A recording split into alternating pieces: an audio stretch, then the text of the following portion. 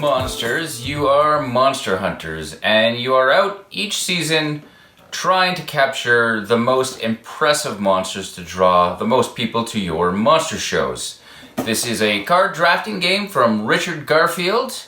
Let me show you how it goes and I'll tell you what I think. This board is put out in the center of the table. You've got all your money, you've got your hunting dice, your huge stack of cards here, and your loans. 3 loans and 1 loan. Now each player is dealt 2 starting lands and then 8 cards. And then a drafting process begins. But first there's going to be a season card flipped up. 4 of these cards will be used every game, and every season it's going to give an award to the player who, for every player that first puts a monster of a particular type down, and at the end of the round, or the season as they call it, you would take this card if you have the most points worth of that type of monster for endgame scoring. So on your turn, you're going to draft one of a few different types of cards. The majority of the cards are monster cards. You've got a druid right here. It costs 1 forest land point and it's worth 3 points at the end of the game. To put one of these out, you've got to have a forest land in play. You have to have one of them. If you don't have a land there, then you're going to do one of 2 things with it. There's also these cards here. These you would put into your keep pile. You've got your keep pile and your menagerie on your board. If you can't play a card, then you would keep it and you have to pay 1 coin. Everybody starts with 4. Your only 2 choices is to either play a card or keep it. If you don't have the money to pay, then you are forced to take a loan. You can borrow $3 and it's worth -5 points at the end of the game. Each player is going to draw 1 card. If it's a land, they could put it straight into play.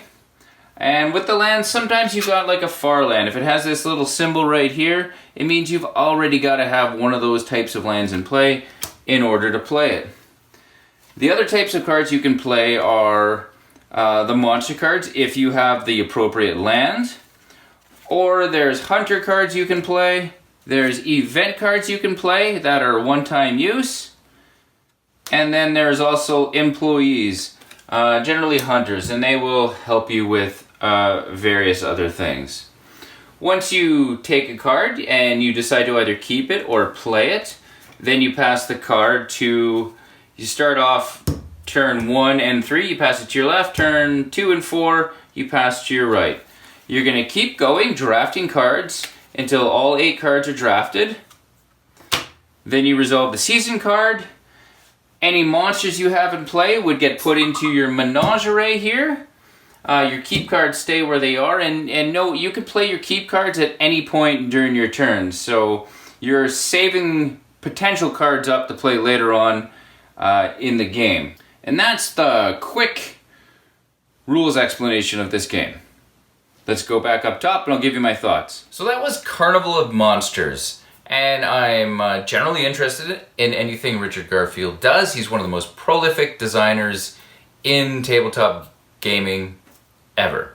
I love drafting games, and the reason I got interested in this one is because of the last drafting game he came out with, Bunny Kingdoms. So let's start with the components. Now they are fine, there's nothing special, the cards are okay. However, the artwork is fantastic on all the cards. Really, really good artwork. One thing I didn't mention is at the end of every season, some of those monsters are going to have little danger tokens on them, and you have to roll those season dice. If you don't roll enough cages to match your dangerous creatures, for every one you don't have, you're gonna lose 3 coins, and you're gonna have to take loans if you can't pay for it. Now you could get some of these employees that can help you. Now, the problem I have with this game is the first time I played it, it was a 3-player game. We all had a hand of 8 cards, and there wasn't a single land card amongst them, and none of us could put out a creature with our 2 starting lands. So the first 8 cards, we had to keep each one, 1, 2, 3, 4, then we had to take loans to pay for the other 4. that was it. Second season began. Then at least some land started to turn up. The future plays, I never ran into the same problem, but there is a huge luck factor on what you're going to get from the cards. The one thing I do like is the cards that you can keep that will give you endgame bonuses based on what you have. Like, you're going to get 2 points for every water creature that you have, and I like that, and that gives you incentive to follow a certain kind of strategy.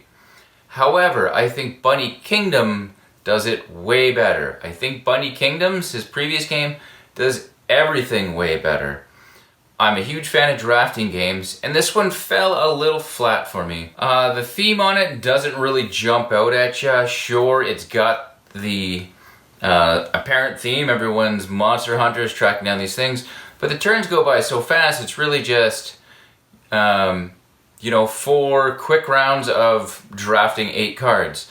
That is a nice thing that it's a pretty quick playtime. The game can really fly along. You got to make sure that you're doing everything in sequence, because with drafting games, if people are picked and putting their cards down before everybody's ready, then they can tend to get jammed up. You got to stop the game and go, whose pile is this? Oh wait, I still got a pile over here, that sort of thing. But that's just drafting games in general, not a specific problem with this game. So the gameplay is alright. I was left with a very meh feeling about it. I immediately announced that I wanted to put it into my sell trade pile. However, my girlfriend and son both enjoyed it much more than me, and they said, no, I don't want you to get rid of this. But I haven't played Bunny Kingdoms with them yet. So, talking about Bunny Kingdoms, I just kept getting echoes of Bunny Kingdoms in this game. In Bunny Kingdoms, I love how you are constantly banking cards for later on for your endgame scoring, and that incentive to take a strategy is much stronger. And I love the tactile aspect of Bunny Kingdoms, where you're actually doing things with the cards you draft, like putting bunnies in spaces or adding towns, that sort of thing. So it's almost like Bunny Kingdoms is an evolution of this game. So I think if you really enjoy drafting games, there is something here. It is fun. It is quick to play. Like I said, the art is fantastic. And that's about all I gotta say on it. Thanks for watching. Thanks so much for watching another Dice Tower video. If you enjoy our videos, subscribe to the channel for more fun, comprehensive board game coverage. Also, consider joining us at one of our events. Come to Dice Tower Retreat, a small, intimate gathering where gaming is king. Join us for Dice Tower Cruise, the largest board game cruise. Attend Dice Tower West in Las Vegas for gaming fun on the West Coast, or Dice Tower East in Orlando in sunny Florida. Dice Tower Conventions, the friendliest gaming conventions on Earth.